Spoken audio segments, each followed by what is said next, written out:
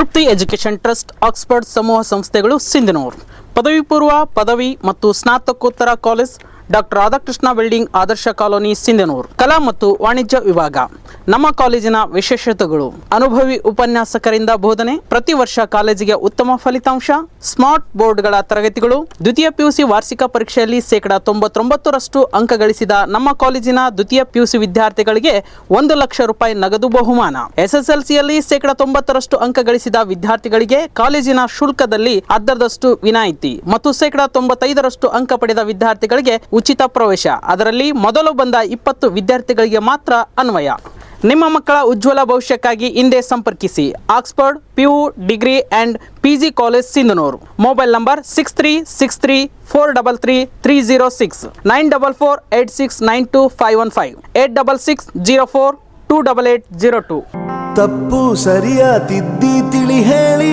ಸಮಬುದ್ಧಿ ನಮ್ಮ ಚಿತ್ತ ಶುದ್ಧಿಯಾಗೋ ಹಾದಿ ಎಷ್ಟೇ ದೂರ ಹೋದ್ರೂ ಮರಿಬೇಡ ನಿನ್ನ ಬೇರು ನಿನ್ನ ಸಾಧನೆಗೆಲ್ಲ ಇದುವೇ ಆದಿ ಪಾಠಶಾಲಾ ಪಾಠಶಾಲಾ ಪಾಠಶಾಲಾ ಪಾಠಶಾಲಾ ಸಿಂಧನೂರಿನ ಪ್ರತಿಷ್ಠಿತ ಪಾಟೀಲ್ ಶಿಕ್ಷಣ ಸಂಸ್ಥೆಯಲ್ಲಿ 2024-25ನೇ ಸಾಲಿನ ಪಿಯುಸಿ ಕೋ ಎಜುಕೇಷನ್ ಬಾಲಕ ಮತ್ತು ಬಾಲಕಿಯರಿಗೆ ವಿಜ್ಞಾನ ಮತ್ತು ವಾಣಿಜ್ಯ ತರಗತಿಗಳಿಗೆ ಪ್ರವೇಶಗಳು ಪ್ರಾರಂಭವಾಗಿವೆ. ವಿಜ್ಞಾನ ವಿಭಾಗದಲ್ಲಿ ಪಠ್ಯದ ಜೊತೆಗೆ ನೀಟ್, ಸಿಇಟಿ, ಐಐಟಿ ಮತ್ತು ಜೆಇಇ ತರಬೇತಿ ಹಾಗೂ OMR ಮೂಲಕ ಪ್ರತಿ ವಾರ ಪರೀಕ್ಷೆ ನಡೆಸಲಾಗುವುದು ಮತ್ತು ವಾಣಿಜ್ಯ ವಿಭಾಗದಲ್ಲಿ ಸಿಎ ಫೌಂಡೇಶನ್ ತರಬೇತಿ ನೀಡುತ್ತಿದ್ದು ಪ್ರತಿ ವರ್ಷವೂ ಉತ್ತಮ ಫಲಿತಾಂಶದ ಜೊತೆಗೆ ಗುಣಮಟ್ಟದ ಶಿಕ್ಷಣ, ಸುಸಜ್ಜಿತ ಲ್ಯಾಬ್ಗಳು ಹಾಗೂ ಸ್ಮಾರ್ಟ್ ಕ್ಲಾಸ್ ಹೊಂದಿರುತ್ತದೆ. ವಾಹನ ಮತ್ತು ಹಾಸ್ಟೆಲ್ ಸೌಲಭ್ಯವಿರುತ್ತದೆ. ಸ್ಥಳ ಗಂಗಾವತಿ ಮುಖ್ಯ ರಸ್ತೆ, Sindhanur. Mobile number 8844222701 8844222704. Sunrise group of institute Sindhanur ಕೇಂದ್ರ ಮತ್ತು ರಾಜ್ಯ ಸರ್ಕಾರದಿಂದ ಮಾನ್ಯತೆ ಪಡೆದಿದೆ. ಪ್ರಿಯ ಪಾಲಕರೇ ಹಾಗೂ ವಿದ್ಯಾರ್ಥಿಗಳೇ, ನಿಮ್ಮ ಉಜ್ವಲ ಭವಿಷ್ಯಕ್ಕಾಗಿ ಒಮ್ಮೆ ನಮ್ಮ ಸಂಸ್ಥೆಗೆ ಭೇಟಿ ನೀಡಿ. Sunrise College of Pharmacy, Sunrise School of Nursing, Sunrise Paramedical College Sindhanur. ನಮ್ಮಲ್ಲಿರುವ ಕೋರ್ಸ್ಗಳು ಡಿ ಫಾರ್ಮಸಿ, ವಿದ್ಯಾರ್ಹತೆ ಪಿಯುಸಿ ಸೈನ್ಸ್ ಪಾಸ್, ಅವಧಿ 2 ವರ್ಷ. ನರ್ಸಿಂಗ್ ಜಿಎನ್ಎಂ ವಿದ್ಯಾರ್ಹತೆ ದ್ವಿತೀಯ ಪಿಯುಸಿ, ಕಲಾ ಮತ್ತು ವಿಜ್ಞಾನ ವಾಣಿಜ್ಯ, ಅವಧಿ 3 ವರ್ಷ. ಪ್ಯಾರಾಮೆಡಿಕಲ್ ಕಾಲೇಜ್ ಡಿಎಂಎಲ್ಟಿ ಡಿಎಚ್ಐ ಕೋರ್ಸ್ಗಳು ವಿದ್ಯಾರ್ಹತೆ ಎಸ್ಎಸ್ಎಲ್ಸಿ ದ್ವಿತೀಯ ಪಿಯುಸಿ ವಿಜ್ಞಾನ, ಅವಧಿ 3 ವರ್ಷ. ಹಾಗೂ ನಮ್ಮ ಸಂಸ್ಥೆಯ ವಿಶೇಷತೆಗಳು ಅನುಭವಿ ಉಪನ್ಯಾಸಕರಿಂದ ಬೋಧನೆ, ಪ್ರತಿ ಶನಿವಾರ ತಜ್ಞ ವೈದ್ಯರಿಂದ ವಿಶೇಷ ಉಪನ್ಯಾಸ, ಸುಸಜ್ಜಿತ ಕಟ್ಟಡಗಳು, ಸ್ಮಾರ್ಟ್ ಕ್ಲಾಸಸ್ ಹಾಗೂ ವಿಶೇಷವಾಗಿ ಎಲ್ಲ ವಿದ್ಯಾರ್ಥಿಗಳ ಸುರಕ್ಷತೆಗಾಗಿ ಸಿಸಿ ಕ್ಯಾಮೆರಾ ಅಳವಡಿಸಲಾಗಿದೆ ಮತ್ತು ವಿದ್ಯಾರ್ಥಿಗಳಿಗೆ ಕಲಿಕಾ ಅನುಭವಕ್ಕಾಗಿ ಸಿಂಧನೂರು ಹಾಗೂ ವಿವಿಧ ನಗರದ ವೈದ್ಯರ ವತಿಯಿಂದ ಉಚಿತವಾಗಿ ಸುಮಾರು ಆರೋಗ್ಯ ತಪಾಸಣೆ ಶಿಬಿರದಲ್ಲಿ ವಿದ್ಯಾರ್ಥಿಗಳು ಭಾಗವಹಿಸಿ ವಿಶೇಷ ಕಲಿಕಾ ಅನುಭವವನ್ನು ಪಡೆದಿರುತ್ತಾರೆ.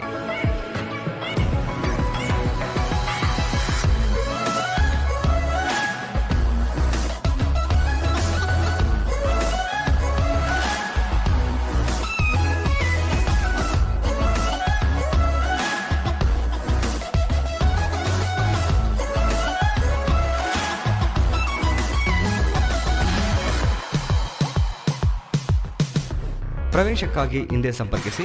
ಇರ್ಫಾನ್ ಕೆ, ಅಧ್ಯಕ್ಷರು, sunrise D pharmacy nursing GNM, paramedical DMLT ಹಾಗೂ ಡಿಎಚ್ಐ ಕಾಲೇಜ್, ವಾಸವಿ ಕಲ್ಯಾಣ ಮಂಟಪ ಮುಂಭಾಗ, PWD camp, Raichur road, Sindhanur. Phone number 8197143588, 8904242655 ಮತ್ತು 9036731385. Patil primary school montessori Bal Mandir, free nursery to 8th class, KB compound, Gangavathi road, Sindhanur. Admission open for 2024 and 25. Free nursery, UKG, LKG, grade 1, grade 2 and grade 3. Bus facility available. Contact for 8884422701, 8884422702, 8884422704.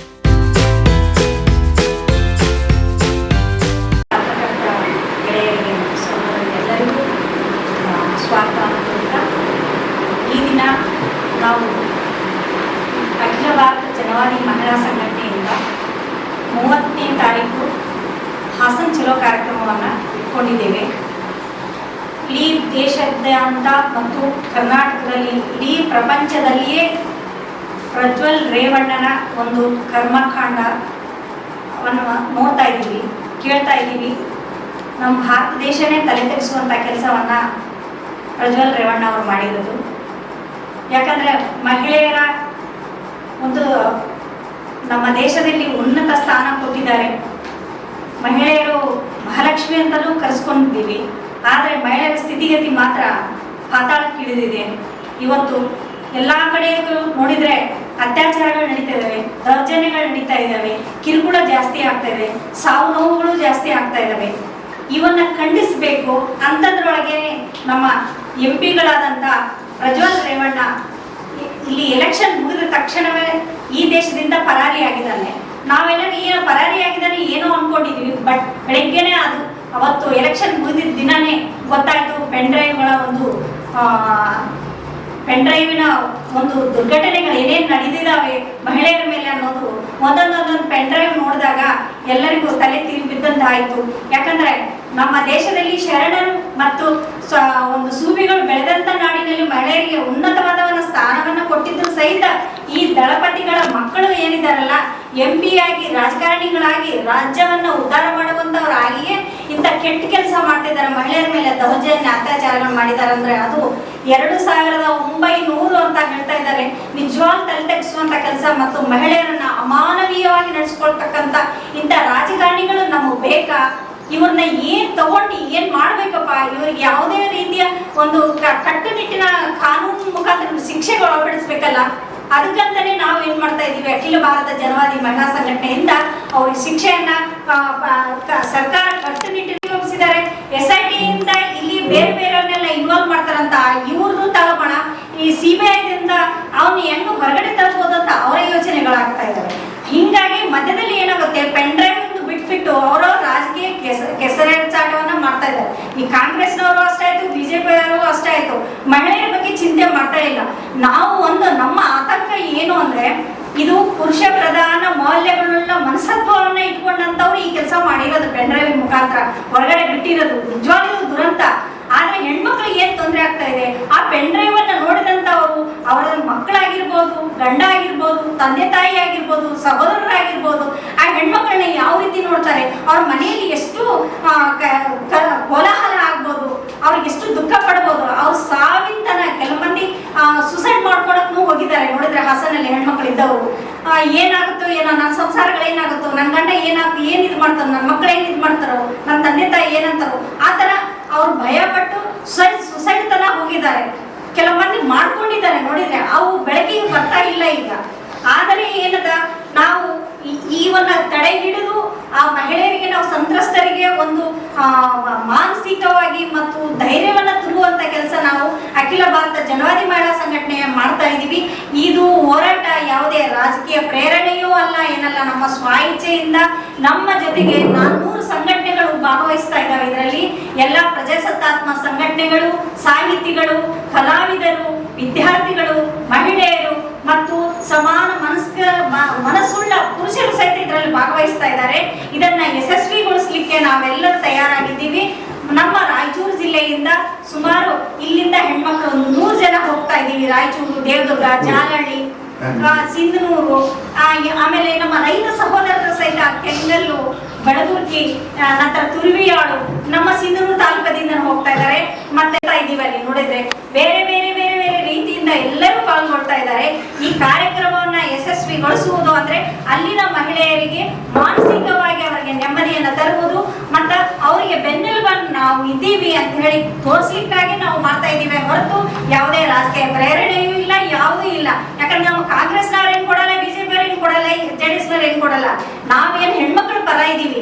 ಇವತ್ತು ಎಲ್ಲೇ ಯಾರೇ ತಪ್ಪು ಮಾಡಿರ್ಲಿ, ಕಾಂಗ್ರೆಸ್ನವ್ರನ್ನೇ ತಪ್ಪು ಮಾಡಿರ್ಲಿ ಜುಟ್ಟ ಹಿಡಿದು ಕೇಳ್ತೀವಿ, BJP ಅವರೇ ಮಾಡಿರ್ಲಿ ಕೇಳ್ತೀವಿ, JDS ಅವರೇ ಮಾಡಿರ್ಲಿ ಕೇಳ್ತೀವಿ, ಯಾರಿಗೂ ಬಿಡೋದಿಲ್ಲ. ಇದು ನಾವು ಹೆಣ್ಮಕ್ಳ ಪರ ಇದ್ದೀವಪ್ಪ.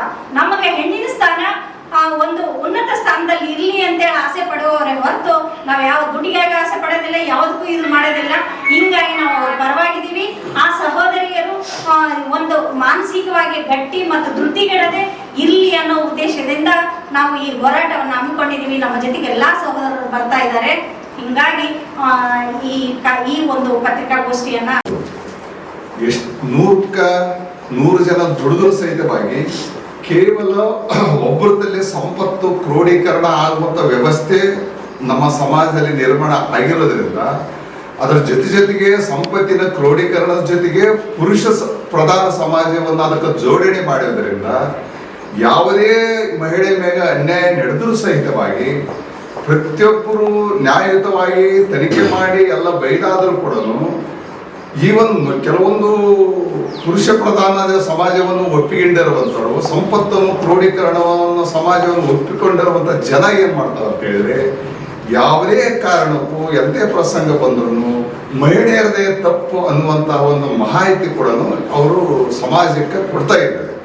ಉಳಿದಂಥ ಜನ ಅದು ದುಡಿತಕ್ಕಂಥ ಜನ ಏನಿದೀವಿ ನಾವು ರೈತರಾಗಿರ್ಬೋದು, ಕಾರ್ಮಿಕರಾಗಿರ್ಬೋದು, ಹಲವಾರು ಜನಸಮೂಹ ದುಡಿತಕ್ಕಂಥ ಜನ ಏನಿದ್ದೀವಿ ನಾವು ಸಹಿತವಾಗಿ ಈ ಕ್ರೋಢೀಕರಣದ ಸಂಪತ್ತಿನ ವಿಚಾರಗಳನ್ನ ನಮ್ಮಲ್ಲಿ ತುಂಬಿಕೊಂಡು ನಾವು ಸಹಿತವಾಗಿ ಇವತ್ತು ಏನ್ ಮಾಡಕತ್ತೀವಿ ಅಂತ ಹೇಳಿದ್ರೆ ಇದು ಮಹಿಳೆಯದ ತಪ್ಪು ಅನ್ನುವಂಥ ಒಂದು ವಾತಾವರಣ ಕ್ರಿಯೇಟ್ ಮಾಡ್ತಾ ಇದ್ದೀವಿ. ಇದಕ್ಕೆ ಇಡೀ ಸಮಾಜ ದುಡಿತಕ್ಕಂಥ ಸಮಾಜ ಏನಿದೆ ರೈತರು, ಕಾರ್ಮಿಕರು, ಎಲ್ಲಾ ಸಮಾಜದ ದುಡಿತಕ್ಕಂಥ ವರ್ಗ, ಈ ವರ್ಗ ಪ್ರಜ್ಞೆಯನ್ನು ನಾವು ತಗೊಂಡ್ರೆ ಮಾತ್ರ ಇದು ಅನ್ಯಾಯ, ಇದು ಹಿಂಗ ಆಗಬಾರ್ದು, ಇದು ಪುರುಷ ಸಮಾಜ ಹೋಗ್ಬೇಕು, ಸಂಪತ್ತು ಕ್ರೋಢೀಕರಣ ಆಗಬಾರ್ದು, ಪ್ರತಿಯೊಬ್ಬ ನಾಗರಿಕರಿಗೆ ಇವತ್ತು ಸಂಪತ್ತು ಹಂಚಿಕೆ ಆಗಬೇಕು.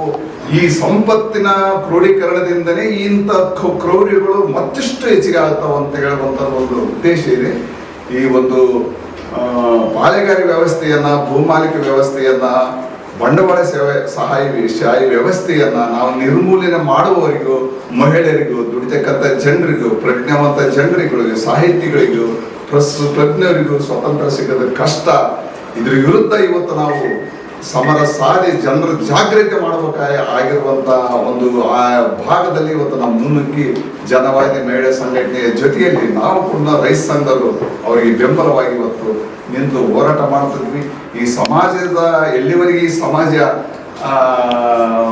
ಸಂಪತ್ತಿನ ಕ್ರೋಢೀಕರಣ ಎಲ್ಲಿವರೆಗೆ ಇರುತ್ತೋ ಸುಮಾರು ಒಂದು 200 ಜನ ಕಾರ್ಯಕ್ರಮದಲ್ಲಿ ಭಾಗವಹಿಸ್ತಿದ್ದಾರೆ. ಸಿಂಧನೂರಿಂದ ಒಂದು 50-60 ಜನ ಹೋಗ್ತಾ ಇದ್ರಿಂದ ಟ್ರೈನ್ ಮುಖಾಂತರ ಹೋಗಿ ಅರಸೀಕೆರೆಯಿಂದ ಹಾಸನ ಕೆಲವರು ಮಹಿಳೆಯರು ಶಕ್ತಿ ಯೋಜನೆಯಿಂದ ಡೈರೆಕ್ಟ್ ಆಗಿ ಬಸ್ ಹೋಗುವ ಯೋಜನೆ ಅವರು ಪ್ಲಾನ್ ಮಾಡ್ಕೊಂಡಿದ್ದಾರೆ. ಈಗಾಗಲೇ ಹೇಳಿದಂಗೆ ಒಟ್ಟಾರೆ ಎಲ್ಲ ಸಂಘಟನೆಗಳು 400ಕ್ಕೂ ಹೆಚ್ಚು ಸಂಘಟನೆಗಳು ಈ ಬೆಂಬಲವನ್ನ ಈ ಹೋರಾಟಕ್ಕೆ ಕೊಟ್ಟಿರುವಂಥದ್ದು. ಆ ಹಿನ್ನೆಲೆಯಲ್ಲಿ ಸಿಂಧನೂರಿನಿಂದ ಹಮಾಲರು, ಕಟ್ಟಡ ಕಾರ್ಮಿಕರು, ಕೃಷಿ ಕೂಲಿಕಾರ ಸಂಘಟನೆಗಳು, ರೈತರು, ಮಹಿಳಾ ಸಂಘಟನೆಗಳು ಇಷ್ಟು ಜನ ಮತ್ತು ಸಾಂಸ್ಕೃತಿಕ ಸಂಘಟನೆ ಇಷ್ಟು ಜನ ಭಾಗವಹಿಸ್ತಾರೆ. ಹೇಳಿದ್ದಾರೆ. ಇನ್ನ ಬರೋದು ಗ್ಯಾರಂಟಿ ಕೊಡಲ್ಲ, ತಿಂಗಳ ಮೇಲೆ ಆಯ್ತು, ಇಷ್ಟಕ್ಕೆ ಕರ್ಕೊಂಡ್ ಬರ್ಬೋದಾಗಿತ್ತಲ್ವಾ? ಇದು ಎಲ್ಲ ನಾಟಕ ಅಂತಾನೆ ಹೇಳ್ಬೋದು ಅವ್ರನ್ನು ಹೊರತು ಯಾವ್ದು ಇದಿಲ್ಲ ಅಂತಿಲ್ಲ. 7 ದಿವಸದಲ್ಲಿ ಬಂದು ಹಾಜರಾಗ್ತೀವಿ ಅಂತ ವಕೀಲರ ಮುಖಾಂತರ ಹೇಳಿದ್ರು, ಅದನ್ನು ಅವ್ರು ಮಾಡಿಲ್ಲ. ಇದನ್ನು ಮಾಡ್ತಾರಂತ ಏನ್ ಗ್ಯಾರಂಟಿ ನಮ್ಗೇನಿಲ್ಲ. ಮೈತ್ರಿ ಅಭ್ಯರ್ಥಿ, ಬಟ್ ಅಲ್ಲಿ JDS ಅಭ್ಯರ್ಥಿ